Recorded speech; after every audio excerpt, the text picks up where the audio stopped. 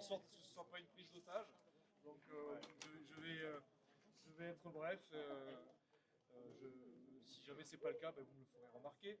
Non, juste, ben, je voulais moi remercier la, je voulais remercier la présence de Jean-Louis Alpero, qui représente évidemment le département, de M. Catus, qui représente la région, de M. Jean-Jacques de Peretti, qui représente le pays, qui co-préside avec Germinal d'ailleurs, M. Teillac et Mme Gauthier, qui sont nos conseillers départementaux et également vice-président de la communauté de communes. Ils ont fait le plaisir d'être présents également. Et également Sébastien Peitavi, qui est le député de la 4e circonscription, célèbre député, qu'on sait tous, mais qui a une bienveillance particulière pour tout ce qui se passe à Saint-Amand.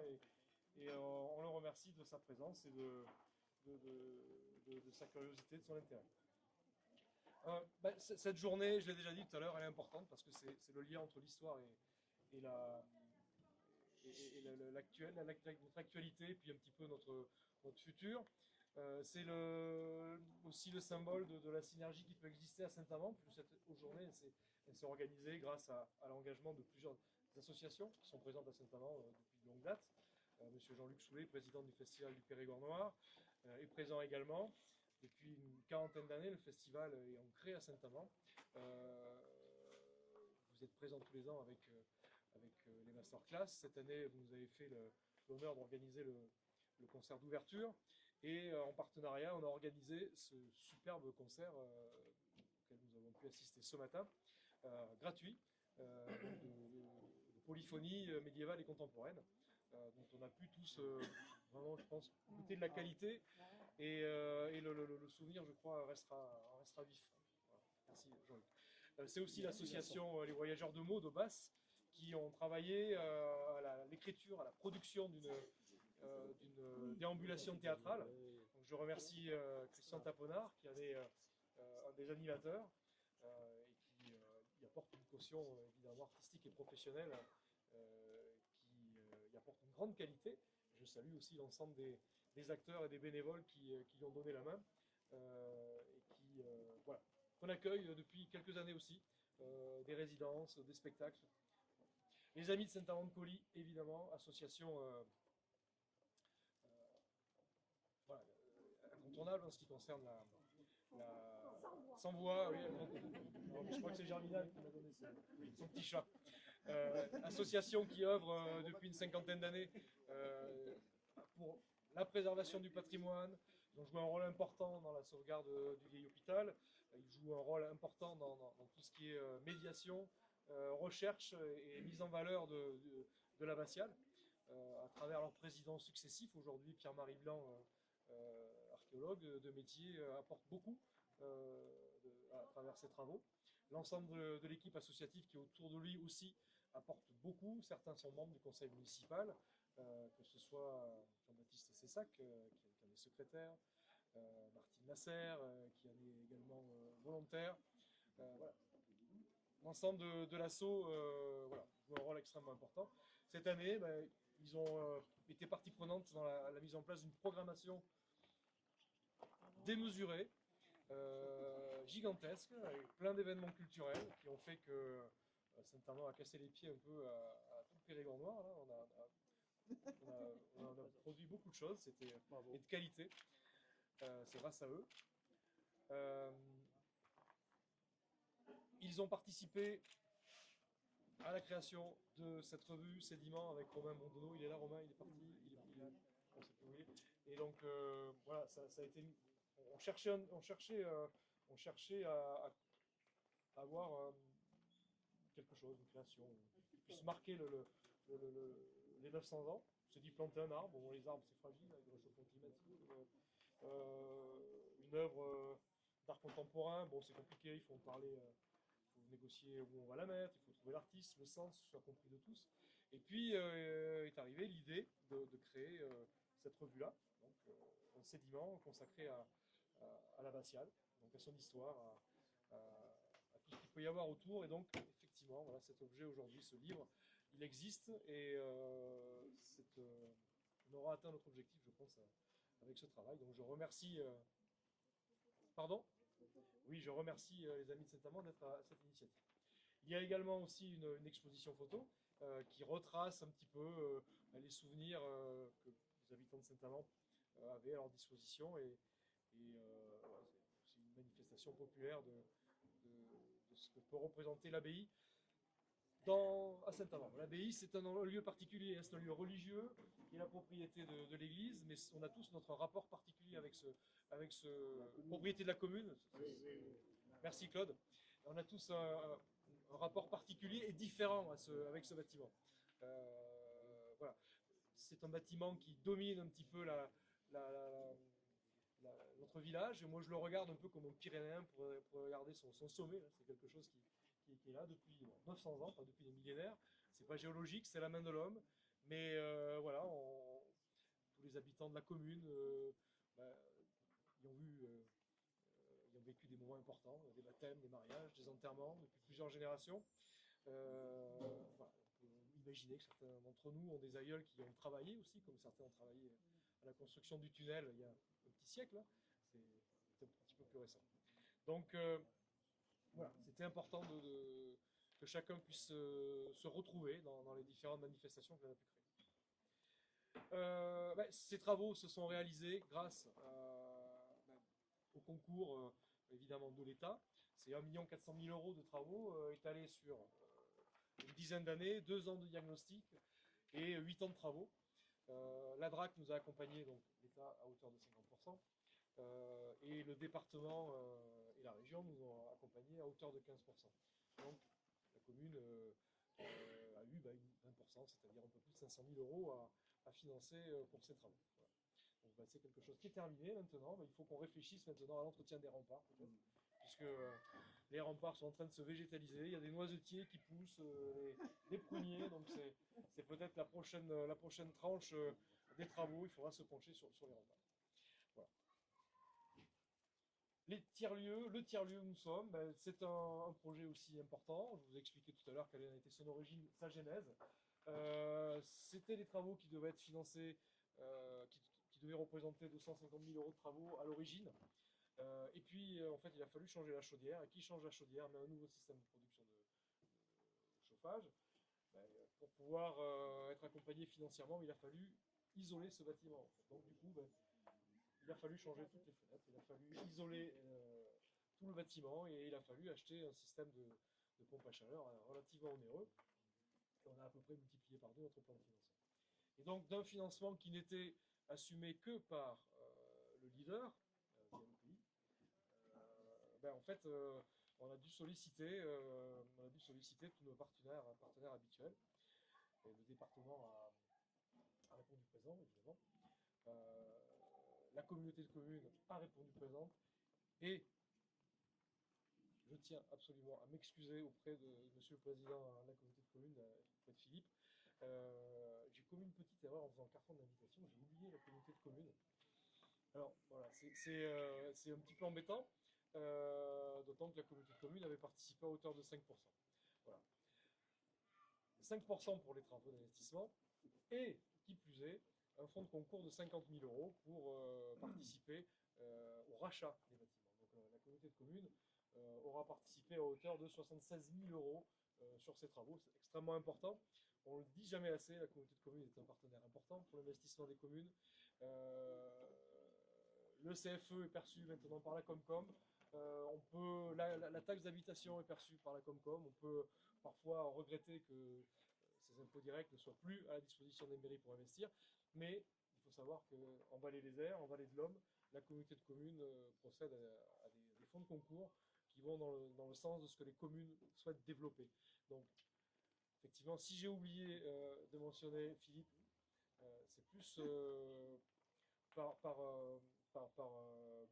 bêtise, je ne sais pas, c'est vraiment dommage, hein, je le regrette, mais en tout cas, c'est pas par dénigrement, vous l'aurez compris. La région n'a pas participé au financement, mais par contre la région finance l'association Écocycle qui elle est présente, qui gère ce lieu, et elle apporte beaucoup dans le fonctionnement à travers la tiers-lieu. en finançant du salaire et de l'investissement de moyens. Vous vous moquez de moi? Non, on se moque de lui. Ah. J'ai l'habitude. Il a l'habitude. Sans de l'autodérision. Très bien. Voilà. Donc, écoutez, je vous remercie en tout cas d'être venus nombreux pour comprendre un petit peu le sens de ces investissements, pour avoir partagé ce moment. Et je voudrais encore remercier Florence Joldy de la région, qui a œuvré énormément pour faire que la région relaie cette journée au sein de la programmation énorme des journées européennes du patrimoine. Merci beaucoup, Florence. Voilà. Merci.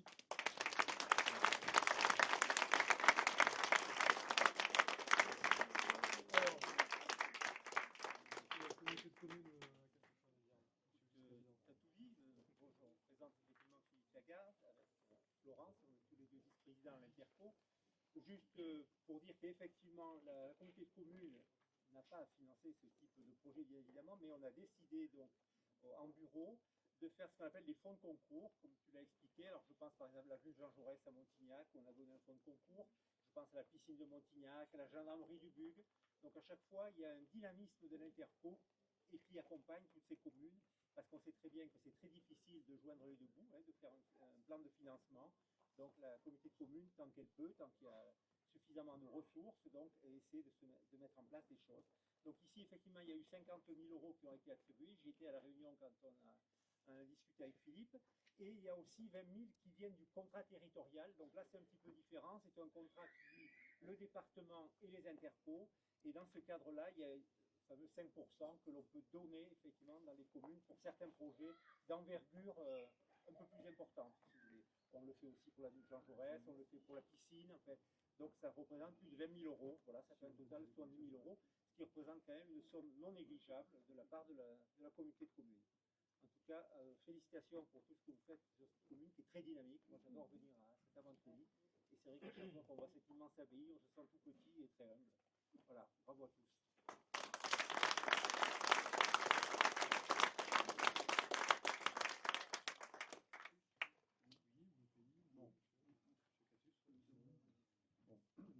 Je voudrais simplement un tout petit mot avant toi, avant que tu interviennes sur notre pays. D'abord, on est dans le plus beau village du Périgord Nord. Il n'y a pas d'autres personnes qui sont là. Mais je voudrais remercier Vincent. Voilà, en l'absence d'élus de Saint-Léon, on peut le dire. C'est vrai que J'en viens.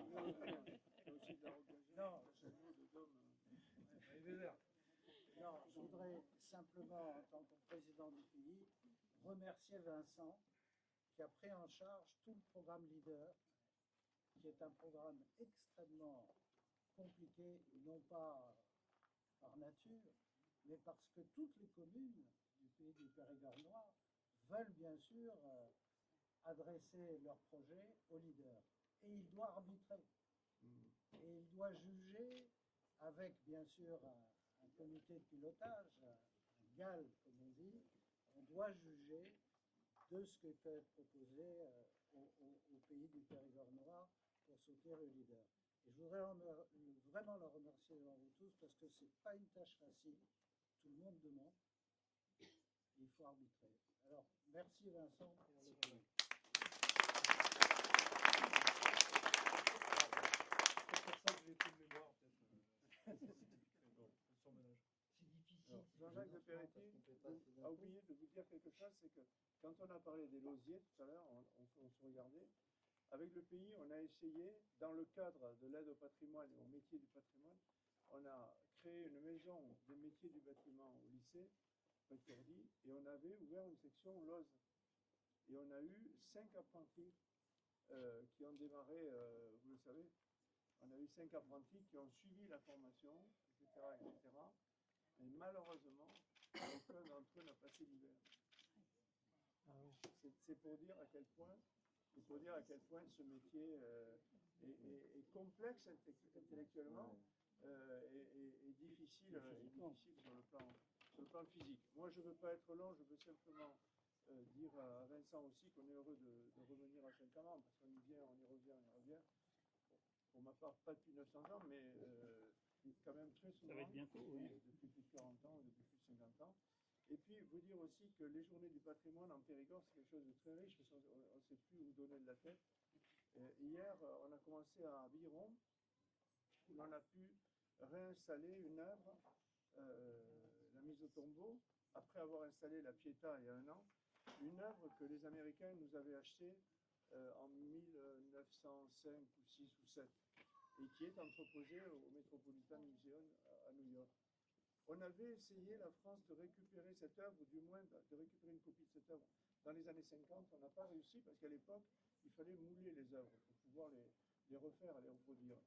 Et le muséum n'avait pas voulu. Et là, on est revenu à la charge il y a 6 ans, ou il y a 7 ans, et avec les techniques d'aujourd'hui, il n'y a pas besoin de les toucher.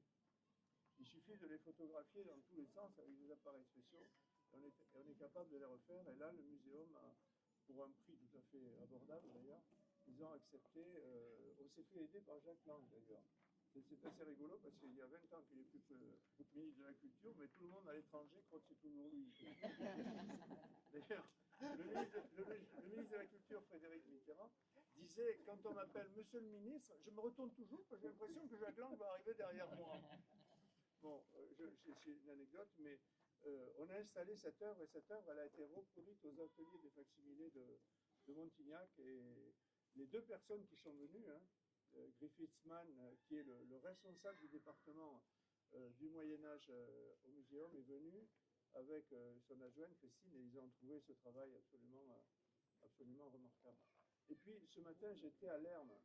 J'étais à Lerme pour accompagner une entreprise, une initiative qui est privée, là, où quelqu'un s'est pris d'amour et de folie aussi pour ce château qui était couvert de végétation, etc., etc. Et il a entrepris des travaux, il faut avoir des moyens, il a entrepris des travaux très importants pour le restituer, il ne dit pas restaurer, mais pour le restituer, c'est-à-dire pour le rendre. Et l'État lui a accordé 2 millions d'euros d'aide avec la DRAC, et la Fondation du patrimoine de mon ami Stéphane Bern lui a accordé 500 000 euros. Et donc, Nicolas de l'Âge de Meux était tout fier et tout heureux, entouré d'amis, hein, de nous dire qu'avec cette équipe, d'une partie bénévole d'ailleurs, d'entamer ce formidable travail. Et puis là, j'arrive de Prat-Carlu.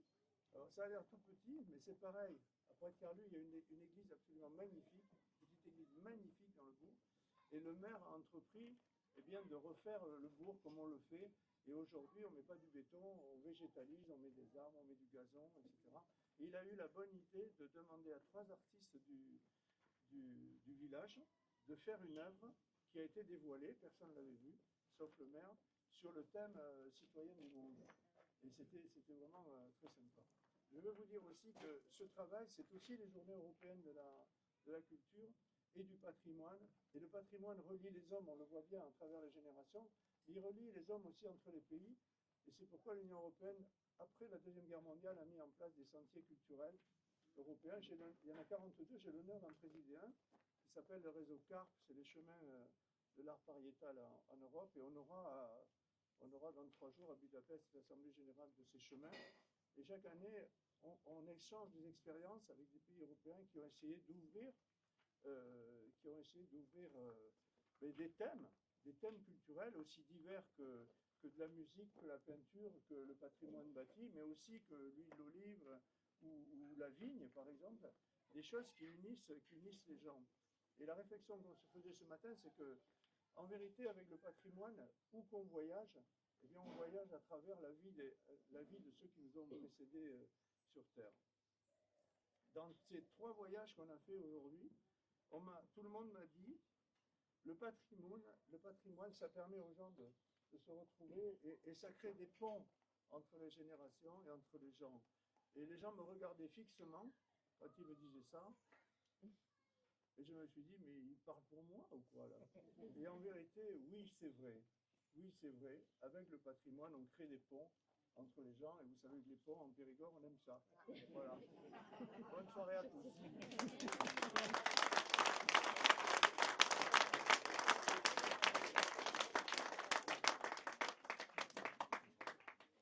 Donc, bonsoir à tous. Christophe Catus, je suis conseiller conseiller régional. J'ai l'honneur de représenter le conseil régional Nouvelle-Aquitaine ce soir. Et je suis en charge du patrimoine. Je suis délégué au patrimoine historique. Et sinon, je suis du Bergeracois. Alors c'est pour ça que des fois je me fais... mais je suis du Bergeracois et je suis maire d'une petite commune à côté de Bergerac, Calès, qui a aussi un formidable patrimoine, bien entendu. Donc je suis délégué au patrimoine, c'est une compétence optionnelle au niveau de la région, mais c'est une volonté du président Rousset d'aider le patrimoine historique dans notre région.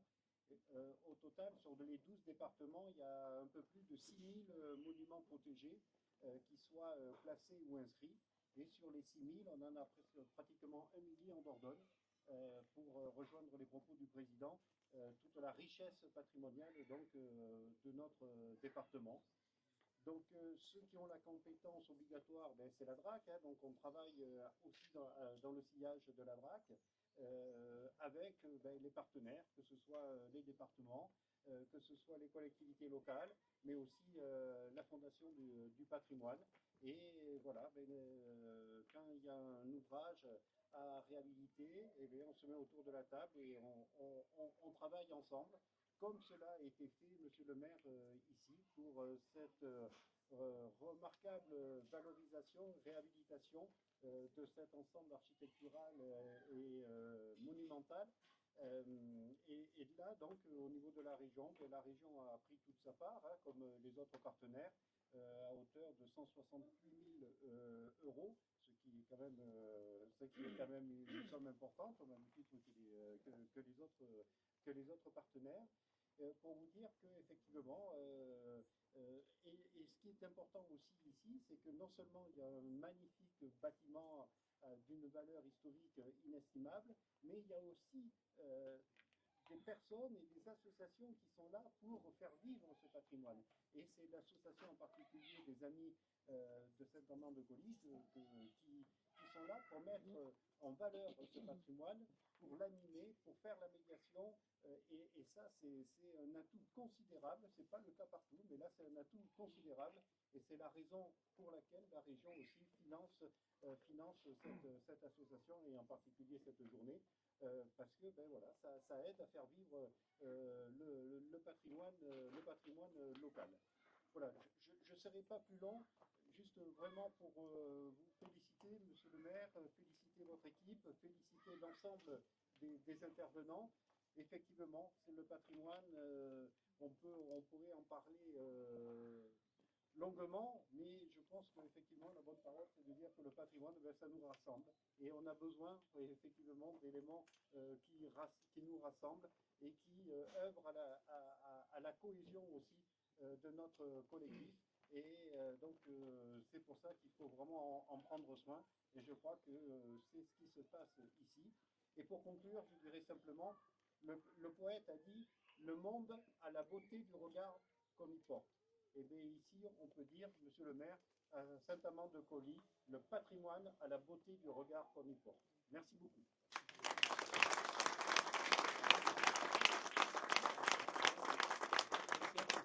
ne participe pas au financement, mais oui, très content d'être présent, d'être souvent présent. Et effectivement, enfin, je suis très touché de la manière dont la journée a été organisée et de ce lien avec ce bâtiment qui a traversé le temps, qui a été construit et qui a permis le lien entre les hommes. Et effectivement, cet endroit, de ce que tu évoques et qui est tourné vers le futur, vers l'avenir, et avec une autre manière de venir prendre soin des liens de l'économie, de la manière dont on travaille ensemble, dont on œuvre, parce que je crois qu'il y a dans la manière dont ça doit fonctionner un tiers-lieu, des expérimentations aussi qui sont importantes dans cette idée du vivre ensemble qui est suffisamment malmenée ces derniers temps. Et quand on a des bâtiments, c'est très bien, mais il faut savoir les faire vivre. Et on est quand même dans une commune qui, pour le coup, a cet art. Et là, il y a vous, monsieur le maire, mais il y a tous ceux qui ont pu y intervenir. Il y a, voilà, entre les différents festivals, les associations, et je crois que c'est quelque chose qui est précieux. Parler de patrimoine, et c'est peut-être ce patrimoine immatériel finalement, qu'un tiers-lieu peut-être permet, mais que la vie associative permet. Et la vie associative, voilà, est assez en difficulté aussi. Donc voilà, une petite pensée pour tous ceux qui œuvrent, qui y passent leur temps, et qui est bien précieux pour permettre de vivre ensemble.